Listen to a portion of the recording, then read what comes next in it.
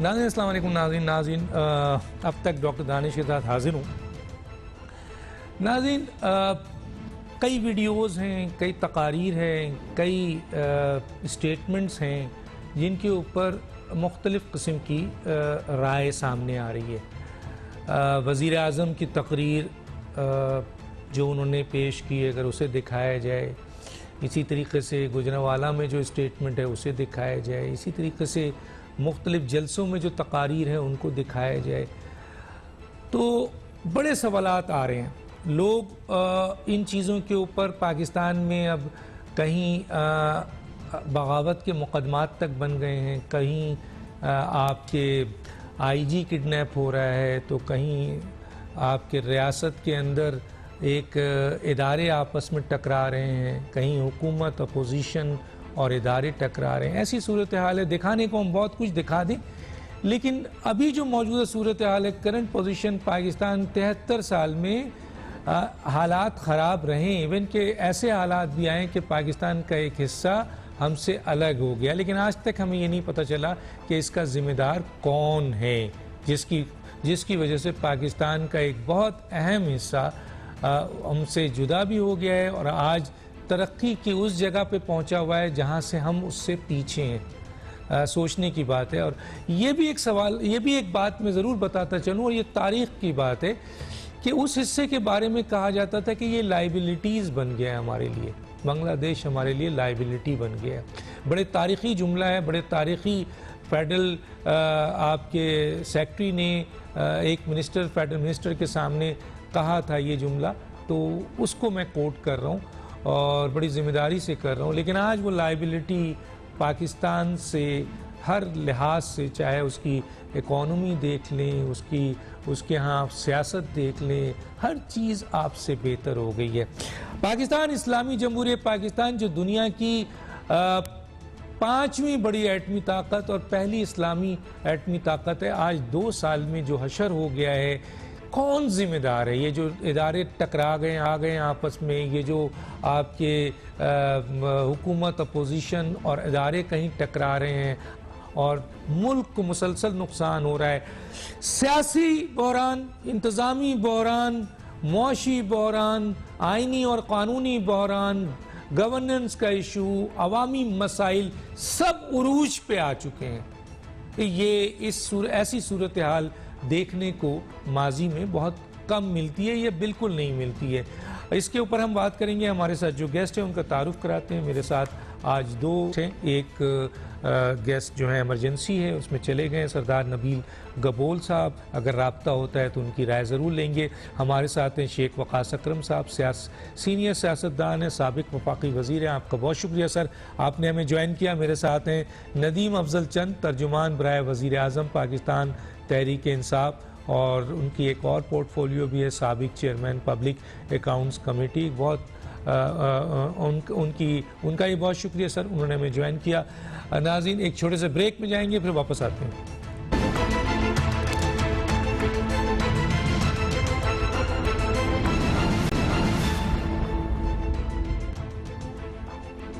Welcome back जी। मैं सबसे पहले नदीम अफजल चंद साहब की तरफ आ जाता हूँ।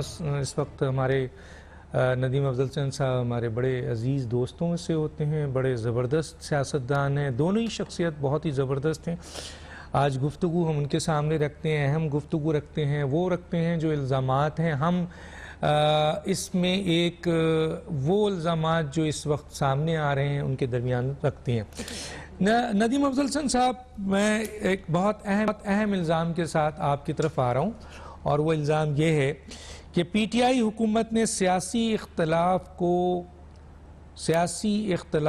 को सियासी इंतकाम बना दिया है और अहम तरीन इदारे को मतनाज़ा, कौम को तकसीम, मुल्क को तबाही के दहाने पर, मीडिया पर पाबंदी, गुर्बत, महंगाई, बेरोज़गारी और गालिम गलोच के साथ अब धमकियों की भी आपके बारिश शुरू हो गई है।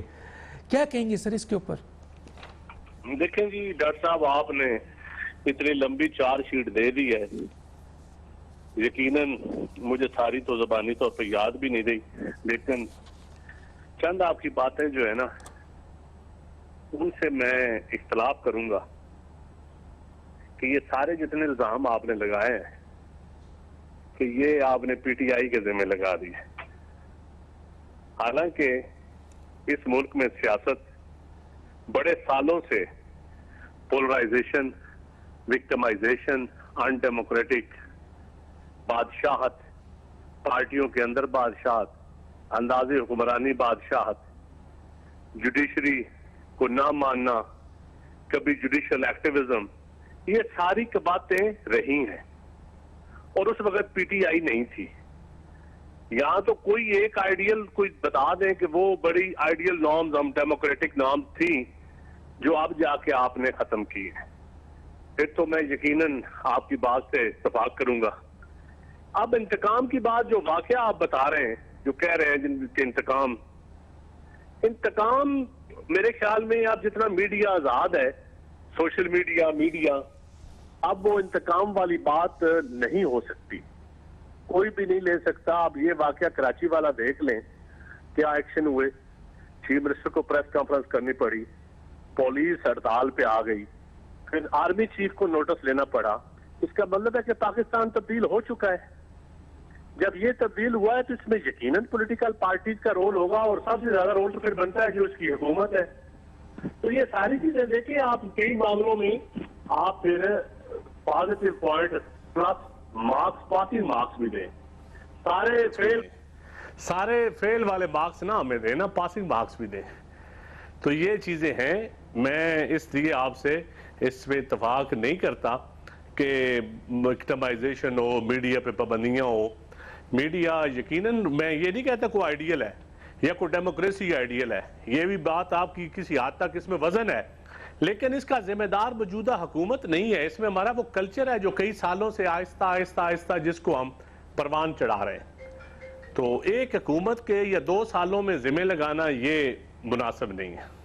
अच्छा सर, मैं यहाँ पर एक ये सवाल भी आपके सामने रख देता हूँ कि नवाज शरीफ साहब के स्टेटमेंट के ऊपर, जो गुजरांवाला में उन्होंने स्टेटमेंट दिया, उसके ऊपर तो खैर बगावत के मुकदमात भी आ गए, 44 अफराद के, सिटिंग प्राइम मिनिस्टर को भी आपने बागी में शामिल कर लिया, एक में वो FIR कटवा दी। लेकिन सर वो एक सियासतदान की हैसियत से, अपोजिशन लीडर की हैसियत से उन्होंने जो स्टेटमेंट किया था वो कितना सही था, कितना गलत है, उसके ऊपर तबसरे आ रहे हैं, लोग दे रहे हैं। लेकिन सर प्राइम मिनिस्टर ने उनके स्टेटमेंट की, उनके इल्जामात के ऊपर तस्दीक भी कर दी। तो प्राइम मिनिस्टर तो अपोजिशन का एक सियासतदान नहीं होता है, वो एक सरकारी ओहदा होता है जो इंतज़ामिया का सबसे अहम और एग्जीक्यूटिव का सबसे अहम ओहदा होता है, और उसका एक एक स्टेटमेंट पाकिस्तान की पॉलिसी होती है। तो नवाज शरीफ अगर एक अहम इदारे के सरबराह के ऊपर इल्ज़ाम लगा रहे हैं, तो वजीर आज़म ख्वाजा आसिफ के मामले पर जो स्टेटमेंट उन्होंने दिया वो तस्दीक कर रहे हैं। इसको आप कैसे डिफेंड करेंगे सर, क्या कहेंगे? देखिए, गुस्से का जवाब गुस्से में दिया जाता है, और यकीनन मैं समझता हूँ कि क्योंकि प्राइम मिनिस्टर की फैमिली को जिस तरह डिस्कस किया गया जलसे में और इल्ज़ामात लगाया गया, ये बहुत बड़ा गलत हुआ। पाकिस्तान में अब ये रिवाज नून लीग के दौर में था, जब शहीद मोहतरमा बेनज़ीर भुट्टो के खिलाफ वो पम्फलेट फेंकते थे, तो मेरे ख्याल में इस रिवाज को, ये पीपल्स पार्टी का कल्चर तो नहीं था। लेकिन अब जाके भी अगर लेडीज के ऊपर बात करेंगे तो यकीनन गुस्सा भी आता है। दूसरा, जब मियां साहब बाहर गए तो जिस तरह उनकी रिपोर्ट्स आई, क्योंकि मैं कैबिनेट के अंदर बैठा था, तो PM साहब ने भी उस वक्त भी कहा था कि अगर ये रिपोर्ट्स हैं तो हमें इंसानी हमदर्दी की बुनियाद पर उनको बाहर जाने देना चाहिए। उस दिन इंसानी हमदर्दी और वो रिपोर्ट्स की रोशनी में आई बात।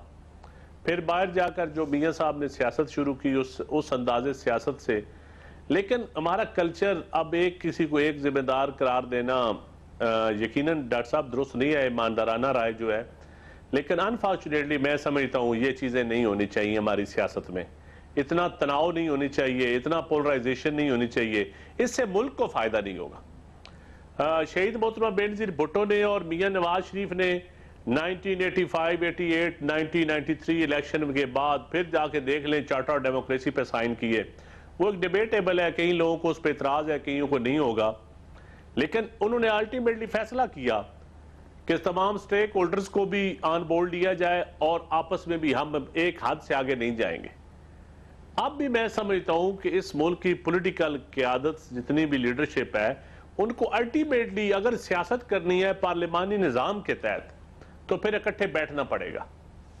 अदरवाइज जिस तरह तनाव शिद्दत इख्तियार करता जा रहा है, कभी एक इदारे पे हमला, कभी दूसरे इदारे पे हमला, तो मेरे ख्याल में मामलात ठीक नहीं होंगे, मामलात खुदा न खास्ता बहुत ख़राब हो जाएंगे। अच्छा, आप समझते हैं अभी ख़राब नहीं हुए हैं, हो जाएंगे। मैं आता हूँ, मैं वक़ास साहब की तरफ जाता हूँ, उनसे भी राय लेता हूँ। सर, हमने माजी में देखा है कि हुकूमतों और अपोजिशन के दरमियान इख्तलाफात रहे हैं, इस्टेब्लिशमेंट पे इल्ज़ामात रहे हैं, हुकूमतें गिराने का भी रहा है, हुकूमतें बनाने का भी रहा है, ये इल्ज़ामात चलते थे। और ये भी हमने देखा है कि जी अपोजिशन के ये राइट्स हैं सर कि वो जलसे करे, जुलूस करे, और उसके अलावा वो अदम एतमाद लाए, इसके अलावा वो इस्तीफ़े दे, वो उसका राइट है। और हुकूमत अगर अपोजिशन का मुकाबला करती है तो अपनी कारकर्दगी की बुनियाद पर करती है, धमकियाँ, धौंस, गालिम गलोज और ऐसे स्टेटमेंट नहीं देती है जो स्टेटमेंट सरकारी तौर पर मोहर लग जाए जिसके ऊपर। आप कैसे देखते हैं सर इस मौजूदा सिचुएशन को? देखिए, ये बड़ा अनफॉर्चुनेट है। मैं वन बाय वन इन चीज़ों को, जैसे आपने नदीम से सवाल किया, आपने गवर्नमेंट की धमकियों की बात की, this is unbecoming of a prime minister कि प्राइम मिनिस्टर चाहे जितने गुस्से में भी हों, उनका जो ओहदा है, जो उनको ज़िम्मेदारी पाकिस्तानी अवाम में दी है, कुछ चीज़ें उसके शान शान है और कुछ नहीं है। और जो चीज़ें उसके शान शान है, वो तमाम की तमाम चीज़ें उनकी उस टाइगर फोर्स से जो उन्होंने तकरीर की उसमें मौजूद थी। जैसे कि उन्होंने, जैसे मोहल्ले में लफंगे एक दूसरे को इस तरह मुंह के ऊपर हाथ फेर के कहते हैं मैं तेनों वेख लेना, वो जिस तरह आप जो इशारा प्राइम मिनिस्टर ने किया, that was unbecoming of a prime minister.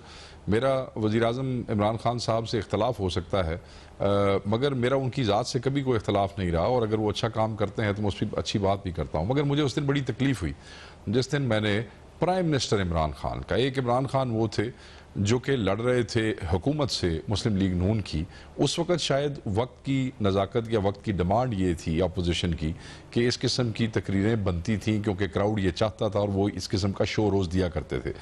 मगर अल्लाह ताला ने जब आपको ताकत अता कर दी है, अल्लाह ताला ने आपको ओहदा दे दिया है, और उसके बाद आप ख़ुद फैसिलिटेटर हैं अपने सियासी मुखालिफिन को मुल्क से बाहर निकालने के, और आप ये क्लेम भी करते हैं कि इस वक्त इस्टेब्लिशमेंट और आप एक पेज पे हैं, और अल्लाह ने आपको उस ताकत का मुजाहरा मुंह पे हाथ लगा के बाजारी किस्म के इशारों से नहीं होता।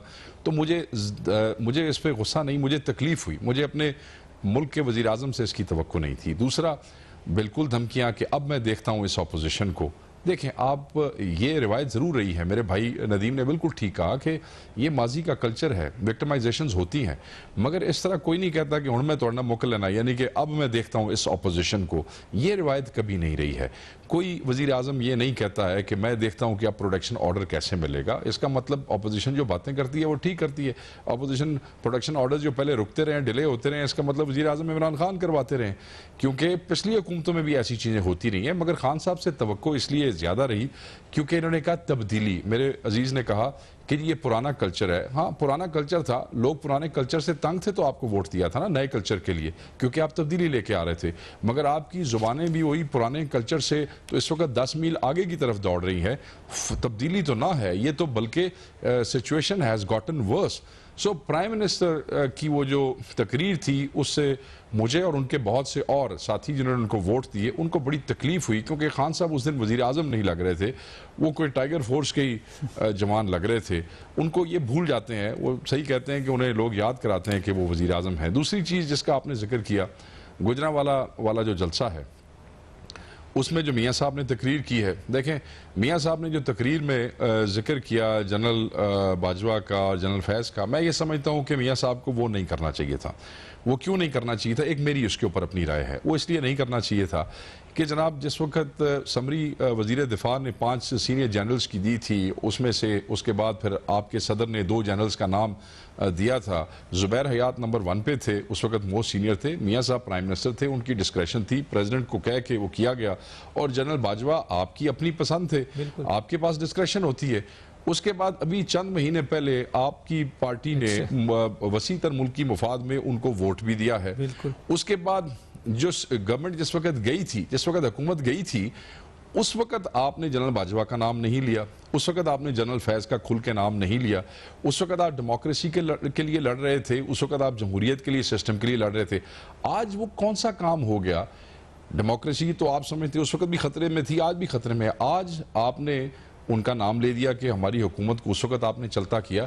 ये नोशन मेरे देखने में, मेरा ज़ाती तज़किया है कि मियाँ साहब जितना स्ट्रांगली ऑपोजिशन कर रहे थे और हुकूमत की तो टांगें कांप रही हैं, मैंने अपनी आंखों से देखा जगह जगह पे, मगर ये बात करके मियाँ साहब ने वो जो एक स्ट्रांग लीडरशिप का एक इंप्रेशन दिया था, उसमें उसका शैबा थोड़ा सा कम इसलिए होता है कि देखें जो तगड़े लीडर्स होते हैं वो they don't hold their silence. अगर कोई ज्यादती हुई है तो उस पर 2 साल चुप रहना और उस वक्त ना बोलना और बाद में किसी और वेस्टेड इंटरेस्ट के तहत बोलना, ये एक गलत सिग्नल जाता है। मैं ये समझता हूं कि उनको ये नहीं करना चाहिए था, उन्होंने ये गलत किया है। जहां तक वो जो बगावत के मुकदमे की बात की है, वो हुकूमत की उससे पहले जरा वक़ार साहब इस पे कमेंट दीजिए कि उन्होंने तो इल्ज़ाम लगाया, चले वो अपोजिशन के लीडर हैं, लेकिन वज़ीर आज़म अगर तस्दीक कर दें, मोहर कर दें, और वो भी अगर एक अहम इदारे के सरबराह के हवाले से ये बयान तस्दीक कर दें कि वो इलेक्शन में रिगिंग के जो हैं वो मौजूद हैं या उन्होंने ये काम किया है, वज़ीर आज़म ये कहे, तो उसको आप कैसे देखते हैं सर? देखें, उसका तो बड़ा वाज़ेह सा है। वज़ीर आज़म शायद पाकिस्तान की तारीख़ के वाहिद वज़ीर आज़म हैं जिन्होंने मुक़्तदर इदारों का नाम खुल के, मैं कह देता हूँ, ISI का नाम जितना वज़ीर आज़म पाकिस्तान ने, किसी भी वज़ीर आज़म ने पाकिस्तान की तारीख़ में बहसीयत वज़ीर आज़म ISI लफ्ज़ जितनी दफ़ा पब्लिकली तकरीरों में बोला है, शायद ही किसी और वज़ीर आज़म ने बोला हो। और खान साहब हर तकरीर में अपोजिशन मुक़्तदर इदारों को और फ़ौज को इसलिए इस्तेमाल करती है, उनके ऊपर हमला करती है, वो समझती है कि जी जितनी भी ज़्यादती इमरान खान हमारे साथ कर रहा है वो फ़ौज और एजेंसियों की वजह से कर रहा है। दूसरी तरफ खान साहब ये समझते हैं कि पाकिस्तानी सियासत में सर्वाइव करना वो तब बेहतर होता है जो कौम को ये सिग्नल जाता है कि मैं ISI की बार बार तारीफ़ें करूँ या मैं वो नादान दोस्त होते हैं ना, वो नादान दोस्त होते हैं। वो आपको याद है ना कि वो रीछ ने पत्थर उठाया और वो मक्खी जो थी वो नाक पे बैठी थी और वो सारी कुचल दिया बंदे का। तो ये वो नादान दोस्त हैं जो इस इदारे का नाम, फौज का नाम बार बार बार अपनी नादानी में इस्तेमाल करते हैं। अब आप के और मेरे जैसे जो बीच में इंडिपेंडेंट राय रखने वाले लोग हैं वो भी ये सोचने पे मजबूर हो गए हैं कि क्या कहीं नवाज शरीफ ठीक तो नहीं कह रहे। सो खान साहब अपनी नादानी में इदारे को एम्बेरस कर रहे हैं, इदारे को ऑकवर्ड सिचुएशन में डाल रहे हैं, और वो भी इस इदारे का उतना ही इस्तेहसाल और नुकसान कर रहे हैं जितना अपोजिशन कर रही है। वो भी इस इदारे को वो भी अपने नंबर टांगने के लिए इस्तेमाल कर रहे हैं और ये भी नंबर टांगने के लिए इस्तेमाल कर रहे हैं। और मैं ये समझता हूँ कि ये दोनों पॉलिटिकल पार्टीज की ज्यादती है। या तो आप में इतना दमखम हो कि जिस वक्त आपसे ज्यादती हो या आपके साथ मेहरबानी हो तो उस वक्त आप बोल सकें और खुल के उसको क्लेम कर सकें। बाद में जिस वक्त आप डिलीवर ना कर सकें, परफॉर्म ना कर सकें और उसके बाद आप बार बार फौज और ISI का सहारा लेके आप आगे जाने की कोशिश करें तो आप तो उन ऑफिसर्स के साथ ज्यादती कर रहे हैं जो वहां पे सर्व करें। सो बेसिकली इस नहज पे ये दोनों लीडरान जो हैं और दोनों सियासी पार्टियां, मैं समझता हूं कि मुक़्तदर इदारों के साथ और फौज के साथ ये ज्यादती कर रहे हैं। Imran Khan should also refrain from using and abusing these words again and again. और ये जो ख्वाजा आसिफ वाला मामला है, he should not have said it। उन्होंने जनरल बाजवा को एक एम्बैरिंग सिचुएशन में डाला है।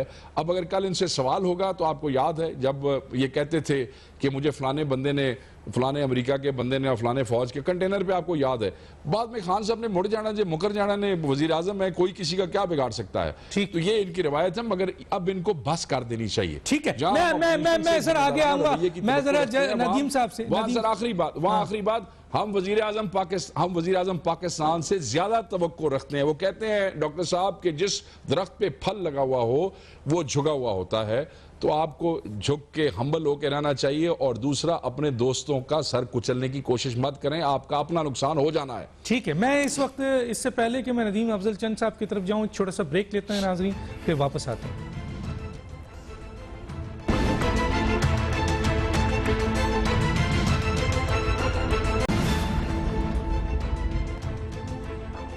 वेलकम बैक जी। मैं आता हूं एक बहुत ही अहम, नदीम अफजल चंद साहब बड़ी अहम शख्सियत हैं, बड़ी सियासी शख्सियत हैं, आइन और क़ानून और पार्लियामेंट की बड़ी रिस्पेक्ट करते हैं, हमेशा कानून और आइन से बात करते हैं। सर मेरा एक सवाल है, और मेरी इस सवाल को पूरी दुनिया देख रही है, मुझे उम्मीद है कि आप इसका जवाब देंगे, और वो ये है कि प्रोटेक्शन ऑर्डर तो है ना सर, वो एक ये जो है वो एक रूल्स है सर। पाकिस्तान पार्लियामेंट को चलाया जाता है कॉन्स्टिट्यूशन से, एक्ट ऑफ पार्लियामेंट से और रूल ऑफ बिजनेस से, और उसके अंदर प्रोटेक्शन ऑर्डर किसको दिया जाए, किसको नहीं दिया जाए, किसका डिस्क्रिशन है, क्यों दिया जाए, ये सब मौजूद है सर। प्राइम मिनिस्टर अगर किसी एक मजमे में, क्योंकि प्राइम मिनिस्टर जब बात करता है तो वो चाहे पार्लियामेंट में बात करें, इंटरव्यू दे रहा हो, किसी जगह कोई बात कर रहा हो, गवर्नमेंट की पॉलिसी होती है। तो अगर वजीर आजम ने अपने टाइगर फोर्सेस के दरमियान ये कहा कि किसी को अब आए कोई प्रोटेक्शन ऑर्डर लेके दिखाए, तो क्या आपने आइन और कानून की खिलाफ वर्जी नहीं की? क्या आपने स्पीकर का जो डिस्क्रिशन था उसको उस डिस्क्रिशन को आपने माइनस नहीं किया? आपने उस जगह को डिफेम नहीं किया, उसको डिग्रेड नहीं किया? क्योंकि इससे तो ये तासुर हुआ कि कानून और आइन कुछ नहीं है, इमरान खान जिसको प्रोटेक्शन ऑर्डर पसंद देंगे रिलीफ वही होगा, वरना नहीं होगा। एक तो ये सवाल है सर, और इसी के साथ एक और सवाल है कि ये इल्ज़ाम है सर, फिर मैं ला रहा हूं, ये मेरा नहीं है, ये गुफ्तगू हुई है तो मैं आपके सामने रख रहा हूं। लोग ये कहते हैं कि इमरान खान साहब ने, जिस तरह अभी मेरे साथी ने कहा कि ISI और फौज के इदारे को जितना ज़्यादा मुतनाज़ा इमरान खान साहब ने बनाया है, अपोजिशन की तकरीर देख लो या हुकूमती तकरीर देख लो, उससे ज़्यादा किसी ने नहीं बनाया। अगर GHQ को और PTI को एक कर दिया जाएगा तो कौम तो मुनक़सिम होगी सर, क्या कहेंगे? देखें जी, यकीनन इसमें कोई शक नहीं कि फौज एक इंडिपेंडेंट अदारा है और साबिक़ा है, पूरे मुल्क का है, किसी एक पार्टी का या एक हुकूमत का। हुकूमत के मतहत होता है, हुकूमत के साथ काम करना होता है उसने, एक अपने आइनी कॉन्स्टिट्यूशन एक फ्रेमवर्क में रहकर। लेकिन इसमें तो कोई दूसरी राय नहीं है। अगर कोई कहता है कि सिर्फ एक जमात का इदारा है, खा वो PTI हो या नून लीग हो या पीपल्स पार्टी हो या कोई जमात हो, तो ये बिल्कुल गलत है। रह की बात, आपने प्राइम मिनिस्टर की तकरीर की, वो एक अपने टाइगर फोर्स के साथ एक तकरीर थी, जज्बाती सी तकरीर थी। शायद वो मियाँ साहब की उसी बात का रिएक्शन था जो उन्होंने फौज को मुतनाज़ा बनाने की कोशिश की चंद शख्सियात का नाम लेकर, उसी का जवाब था। अदरवाइज प्रोटेक्शन आर्डर तो हमजा शहबाज साहब के, वो अभी भी उस तकरीर के बाद भी वो असम्बली में मेरे ख्याल आते हैं, पंजाब असम्बली में, हालांकि वहाँ हुकूमत तो PTI की है, और इधर भी जब स्पीकर चाहेगा तो प्रोडक्शन ऑर्डर आएंगे। ये स्पीकर का हक है, स्पीकर को ना कोई डिक्टेशन दे सकता है, ना स्पीकर को लेनी चाहिए। और स्पीकर इंडिपेंडेंट होता है, स्पीकर को बावर कराना होता है कि वो इंडिपेंडेंट है। अगर कोई स्पीकर इंडिपेंडेंट नहीं रह सकता तो फिर तारीख में कभी वो अच्छा स्पीकर नहीं होगा। और असद कैसर साहब मेरे ख्याल में पहले प्रोडक्शन ऑर्डर देते रहे हैं और उनको किसी ने इतना इस हद तक मना नहीं किया। अभी भी तकरीर अपनी जगह पे मेरे ख्याल है खान साहब इतनी सख्ती नहीं करते होते।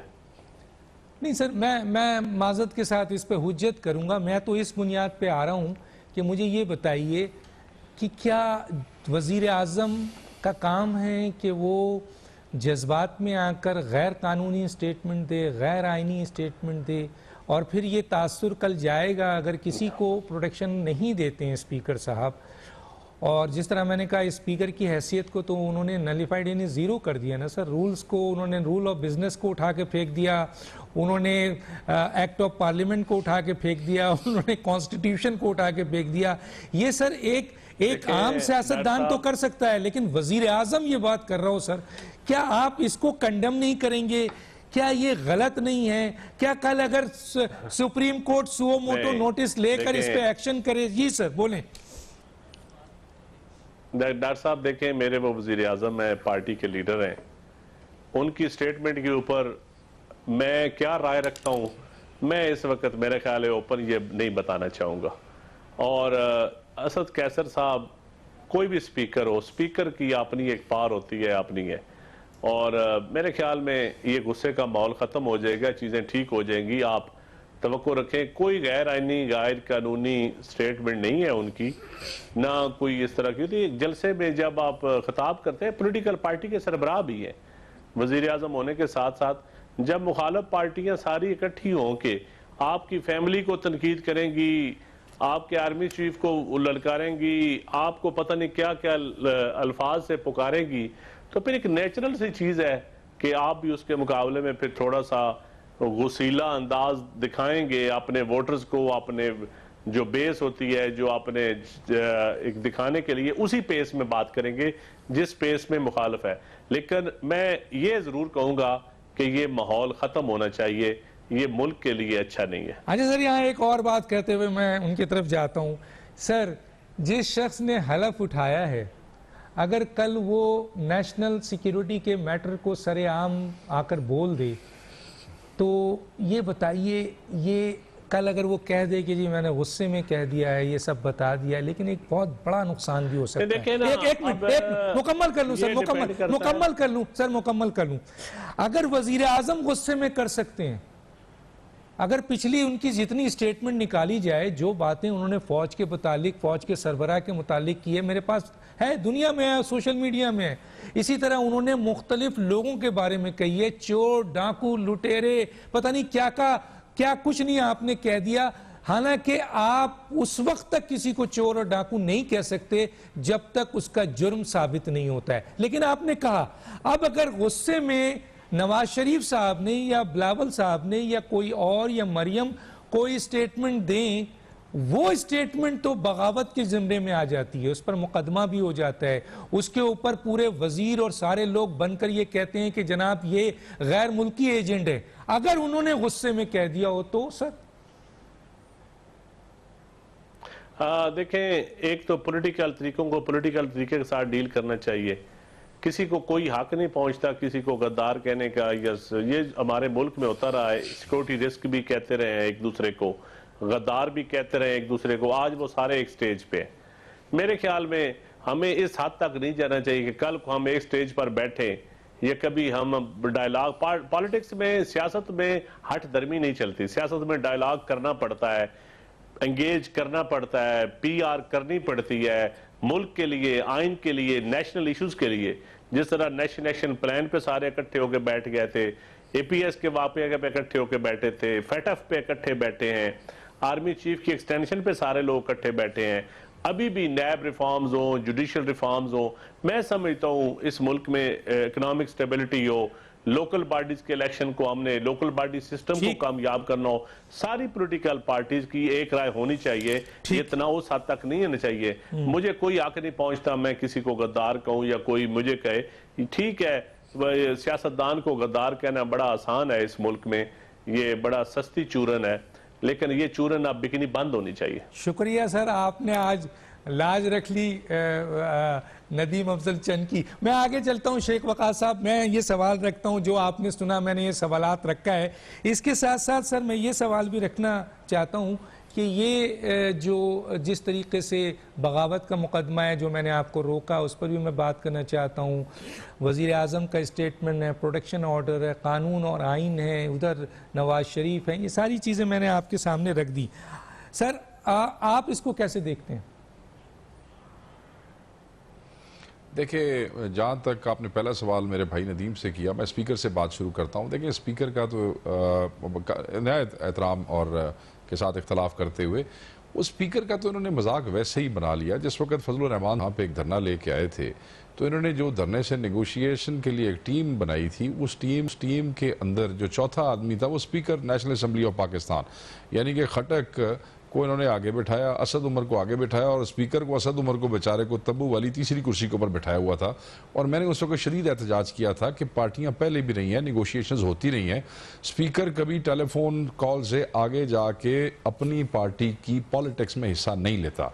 मगर खान साहब ने क्योंकि ओहदों का जो बेतौकीरी इन्होंने इस तरह की है कि ये स्पीकर को भेज देते रहे हैं कि जाओ जनाब तुम मेरे 2 वजीरों के साथ जाके मौलाना फजलुर रहमान की टीम के साथ नेगोशिएट करो, तो उस बेचारे का यहाँ पे ये कहना, फिर उसके बाद ये कहना कि प्रोडक्शन ऑर्डर देखे ना, इन्होंने कहा कि उसके बाद हमजा भी आते रहे, ये नून लीग वाला को होता तो वो जवाब देता, मगर प्राइम मिनिस्टर ने अभी तड़ी लगाई है, अब आगे देखेंगे क्या होगा। अभी तक तो कोई ऐसा इजलास हुआ कोई नहीं जिसमें प्रोडक्शन ऑर्डर वाला मामला वो रोक सकते। मगर pretty much this was in a bad taste. जहाँ तक बगावत के मुकदमे की बात हुई है, बगावत का मुकदमा इनका इतना बड़ा ब्लंडर था डॉक्टर साहब, और वो कोई नून लीग के साथ नहीं, वो स्टेट ऑफ पाकिस्तान के साथ था। मियाँ नवाज शरीफ का नाम दिया, जायज़ दिया नाजायज़ दिया, एक बहस है। क्या मियाँ नवाज शरीफ को फ़र्क पड़ता है? आपने 10 मुकदमे आगे किए हुए हैं, कहीं नैब दी अदालत को, एहतसाब दी अदालत, एक मुकदमा और सही, तो वो एक आदमी ऑलरेडी जो इस सारे मसमसे में से गुजर रहा है उसके लिए एक मुकदमे से कोई फ़र्क नहीं पड़ता। शायद खाकान अब्बासी जमानत पे है, एहसन इकबाल जमानत पे है, वो भी बंदे जड़े 44 दे विचों ने वो सारे जमानतों पे उन्हें कोई फ़र्क नहीं था पड़ता, जहाँ 20 मुकदमे और 21वां भी हो जाता। बट जुल्म है, और जो स्टेट का नैरेटिव हमने पिछले कई दहाइयों से बिल्ड किया है, जो स्टेट की इन्वेस्टमेंट है और जो स्टेट का एक पूरी एक डिप्लोमेटिक दुनिया के अंदर जो स्टेट अपना एक वो बनाना चाह रही है, मैं गवर्नमेंट नहीं कह रहा, मैं स्टेट कह रहा हूँ, वो कश्मीर के हवाले से था। आप कश्मीर के वज़ीर आज़म पे भी बगावत का मुकदमा देते हैं। मतलब आपको कौन आपके एडवाइज़र्स हैं? वो वज़ीर आज़म जब कश्मीर का मुहासरा हुआ तो यहाँ कन्वेंशन सेंटर में आपके साथ बैठ के रो रो के तकरीर की उसने कि वज़ीर आज़म दुनिया आपकी तरफ देख रही है, वो कश्मीरियों की मजलूमियत का पैगाम आप तक पहुँचा रहे थे। आपने सिर्फ नवाज शरीफ के साथ सियासत बराबर करने के लिए PTI के एक क्रिमिनल जो उनकी आपकी पार्टी का यूसी का चेयरमैन का इलेक्शन भी लड़ा, एक उहदेदार भी था, शादर थाने में वो 10 दफ़ा बंद रहा, आपने उसको मुदई बना के सब ने नेगेट किया, सारा दियाँ तस्वीरें उहदे नाल ने, गवर्नर से लेके चौधरी एजाज से लेके सब की उसको मुदई बना। आपने अगर पर्चा FIR देनी ही नहीं थी तो वज़ीर आज़म कश्मीर का नाम देते हुए आपके थोड़े से भी हाथ नहीं कांपे, आपकी अकल ने काम, सिर्फ सियासी दुश्मनी में इतने आगे चले गए कि आपने हमारा वो जो तमाशा हमारे साथ इंडियंस ने और टीवी पे अपने मीडिया पे 4 दिन लगाए रखा है, आपको अंदाज़ा है उसका? मैं ये समझता हूँ कि ये लोग सियासी तौर पे नाबालिग हैं। इन लोगों ने और इनकी पार्टी में जो मैच्योर लोग हैं उनको ही आगे बैठ के काम नहीं करने देते, अगर कोई चंद है भी सही नदीम जैसे। तीसरी बात यह है कि इससे हमारा जो नुकसान हुआ है वो इररिपेरेबल लॉस है, वो मुकम्मल नहीं होने लगा और वो पाकिस्तान का बहैसियत स्टेट नुकसान हुआ है। जो इनका रवैया है कि जी वो उन्होंने भी गुस्से में, देखें अर्दगान साथ है आपके साथ, तो तुर्की में आप उसके बड़े फ़ैन हैं, आप आते हैं जाते हैं, वो भी सियासी जलसे करता है। और खान साहब वो कन्वेंशन सेंटर के अंदर तो कुर्सियां सारी 3-4 हज़ार की कैपेसिटी है, वो लाख का जलसा करता है, वो he is a ruling party ना हो, मगर कभी उसके मुंह से इस किस्म की गुफ्तगू सुनी है? आप कैसे कहते हैं कि जनाब जब बंदा गुस्से में होता है, मैंने आपको कहा कि फलदार दरख्त झुका हुआ होता है। आप बाकी मुल्कों में देखें, ऑपोजिशन हर जगह पे इस किस्म की गंदगी करती है, हर जगह पे, क्योंकि उन बेचारों के पास चीखने चिल्लाने के अलावा वो दीवार से लगे होते हैं और रास्ता नहीं होता। आपके पास इख्तियार है, ताकत है, they are aiming for the government, you are the government, why would you misbehave? ये गलत बात है। आप जिन जिन लोगों को अपना आइडियल समझते हैं, वहां आप मलेशिया में चले जाएं, मलेशिया का सदर के साथ आपके बड़े ताल्लुकात है, वहां भी ऑपोजिशन गुफ्तगू करती है, कभी उसको भी बेखुदगी करते हुए सुना आपने? कभी अर्दोगान को बेखुदगी करते हुए सुना आपने? तो दिस इज रॉन्ग। और आपका ये सारा बिहेवियर जो है, ये सरासर आपके जो सिंपैथाइजर्स हैं, अगर आपके अगर फौजी देखें ना, फौज अगर जनरल बाजवा वो ये कह रहे हैं PMA की परेड से कि हाइब्रिड वॉरफेयर को पॉजिटिव क्रिटिसिज्म से कंफ्यूज ना करे, तो this was for Imran Khan. You can not go on saying कि अपोजिशन का एजेंडा जो है वो इंडिया का एजेंडा है। इस पर आर्मी चीफ को भी बात करनी पड़ गई। अच्छा सर सर सर ये एक पॉइंट जरा एक आपका कमेंट इसमें चाहूंगा, फिर मैं नदीम साहब की तरफ आऊंगा। मुख्तसर इस पे जरूर कमेंट दीजिए। जो कराची में सर हुआ है, जिसके ऊपर आपके आर्मी चीफ को आकर जो है सर कहना पड़ा कि इसकी हम इंक्वायरी करा रहे हैं, ये काम तो सर वजीर आजम का था। और अगर इस तरह ये काम हुआ है, माजी में कभी हुआ है सर ये माजी में कभी नहीं हुआ। मैं पहले बात कर रहा हूँ जो कैप्टन सफदर ने किया, मेरी उससे भी दिल आज़ारी हुई है। कैप्टन सफदर को उस तरह नहीं करना चाहिए था, मगर जो इसका रिएक्शन दिया गया वो भी ओवर रिएक्शन था। आगे से उस इदारे को भी ऐसा नहीं करना चाहिए था। और मैं ये समझता हूँ कि वो जो भी सरबराह है जिन्होंने ये कैप्टन सफदर के साथ करवाया, कैप्टन सफदर की इतनी इंपॉर्टेंस नहीं थी नून लीग में। आपने ये करवा के अपनी फौज के चीफ को एक एम्बेरसिंग सिचुएशन में डाला है। मैंने आपको कहा ना, नादान हर जगह पे मौजूद हैं और वो नादान अपने बुजुर्गों को और अपने अफसरान को हमेशा किसी न किसी मुसीबत में डाले रखते हैं। और रौला ये है कि पता नहीं ये 60 सत्ती या नदी की है, ये जो इनके सिलसिले में आ रहे हैं वो सब नादानियां करते जा रहे हैं। सो एक्शन जो था वो भी गलत था जो सफदर ने किया, और जो ओवर रिएक्शन था वो भी गलत था। मैं ये समझता हूं कि this both have to be condemned. ठीक है सर। और जो बड़ा जबरदस्त है कि जो आर्मी चीफ ने लेवल लिया, ये इमरान खान साहब इस एलिमेंट इसलिए नजर आते हैं जो आपका सवाल है, क्योंकि 2 दिनों से इनकी पार्टी के वज़रा टीवी पे कह रहे हैं जी सूबाई हुकूमत पुलिस सूबाई। यार आप बच्चे समझते हैं लोगों को, आप क्या बेवकूफ हैं?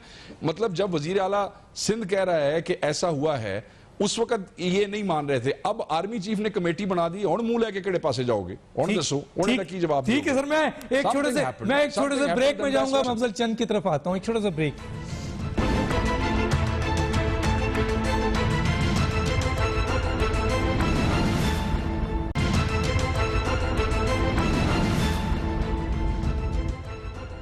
Welcome back. कवाम ने 2 सवाल दिए थे नज़ीम अफजल चंद के लिए। टाइम नहीं है मेरे पास, 4 मिनट है सर। मैं एक सवाल ज़रूर कर देता हूँ। कौम बहुत खुश है सर कि नदीम अफजल चंद ने ये खबर जो आई है इसके ऊपर कि नदीम अफजल चंद ने चीनी क्राइसिस और आटा क्राइसिस का जिम्मेदार शहजाद अकबर को ठहराया है काबीना में। क्या कहेंगे सर? काबीना की बातें मैं बाहर नहीं करता, वो वहाँ हमारा एक इंटरनल मामला है। लेकिन मैं समझता हूँ कि ये पाकिस्तान की तारीख में पहली दफा हुआ है कि इमरान खान ने शुगर माफिया या उस एक ताकतवर तबके के खिलाफ जंग लड़ी है। लेकिन बदकिस्मती से जो वो जंग लड़ी है, इमरान खान की तवक्को के मुताबिक वो पार्टी को या कंज्यूमर को फायदा नहीं हो सका। अच्छा सर, दूसरा सवाल कर लूं अगर इजाजत है सर? आवाम का आप ही से है सर, कर लूं इजाजत? जी दे सर। मैं वो एक सवाल था, मैं आप तक ले आया। आवाम बहुत है सर, आपको क्योंकि लोग बहुत लव करते हैं, प्यार करते हैं और बड़े संजीदा और समझदार और बड़े दयानतदार पॉलिटिशियन मानते हैं, वो पूछते हैं कि नदीम अफजल चंद से कभी ज़रूर पूछिएगा कि उनका क्या वजह है कि उन्होंने PTI ज्वाइन किया, और क्या उनका ये ख्याल है कि मौजूदा क़यादत में ऐसी क्या खूबी है कि अभी तक 2 साल तक वो इस हुकूमत का हिस्सा हैं? देखिए, मैं इमरान खान को एक ईमानदार लीडर समझता हूँ और देखता हूँ, और मुझे सच्ची बात है कोई शिकवा बिलावल क्योंकि नया है अभी, उसको तो बाकी जो अंदाज़े हुक्मरानी था पुराना, उससे मैं तंग था। और खान साहब से मेरी अभी भी ये लड़ाई इंटरनल रहती है कि मैं आपको एक नरम मिजाज, एक कभी भी मुंतकिम मिजाज नहीं पाऊंगा। आपको एक डेमोक्रेटिक वज़ीर आज़म देखना चाहता हूँ, जो मेरी ख्वाहिश है। और एक ईमानदार, एक अच्छी गवर्नेंस आवाम को एक देना, ये जो अपना ज़ाती कारोबार ना होना रियासत के बलबोते पे, ये इमरान खान की बड़ी खूबी है। ठीक है। और इन चीज़ों से मेरे ख्याल है खान साहब बचे हुए भी हैं, वरना लोगों ने ज़ाती कारोबार बढ़ाए हैं। और मैं कभी किसी को पॉलिसी के अलावा तनकीद बनाने नहीं, बहुत अच्छा है, आपका पॉइंट ऑफ व्यू आ गया। बस एक रिक्वेस्ट करूंगा सर, एक केस खोल दीजिए, फिर इंशाल्लाह उस दिन आपसे जरूर बात करूंगा। वो है फॉरेन फंडिंग का केस। शेख वकास अकरम साहब, बिल्कुल 1.5 मिनट रह गया सर, कुछ कमेंट्स कर दें इसके ऊपर। नदीम साहब तो बहुत प्यारे आदमी है सर। सर मैं सिर्फ ये कमेंट करना चाहूँगा कि इस वक्त जो मुल्क में सूरत हाल पैदा हो रही है, अल्टीमेटली ये जो खिचड़ी मच रही है पिछले 10-15 दिनों से अपोजिशन और गवर्नमेंट के रवैये की वजह से, ना महंगाई पे बात हो रही है, ना बेरोज़गारी पे बात हो रही है, न कीमतों पे बात हो रही है, बुरहानों का जिक्र सिर्फ और सिर्फ तकरीरों में है। अवाम ये तमाशा देख रही है, मगर कब तक? चाहे ये तमाशा अपोजिशन लगा रही है, वो समझते हैं कि उन्हें दीवार से लगाया है, चाहे हुकूमत लगा रही है क्योंकि वो समझते हैं कि उन्हें रिस्पॉन्ड करना है। इस तमाशे में अगर कोई चीज़ मिसिंग है तो वो अवाम की मसाइल का एहसास। अगर ये दोनों घर नहीं करेंगे और अपनी इस खींचा तानी में इदारों को ये जलील करेंगे और उन्हें खींचेंगे, तो कहीं ऐसा ना हो, मैं बार बार कहता हूँ, कि इन दोनों की छुट्टी हो जाए। और फिर वो तो ऑलरेडी छुट्टी पे है, मसला इनके लिए होगा जो इस वक्त हुकूमत में है। इनको छुट्टियों पे जाना अच्छा नहीं लगेगा और अल्टीमेटली एक बहुत बड़ा बुरान पैदा होगा और उसके ज़िम्मेदार सिर्फ और सिर्फ हुकूमत के लोग होंगे, क्योंकि हुकूमत पे जिम्मेदारी ज़्यादा होती है। आप दोनों का बहुत शुक्रिया सर। वक्त ख़त्म हुआ चाहता है। डॉक्टर इजाज़त दीजिए। अल्लाह हाफ़िज़।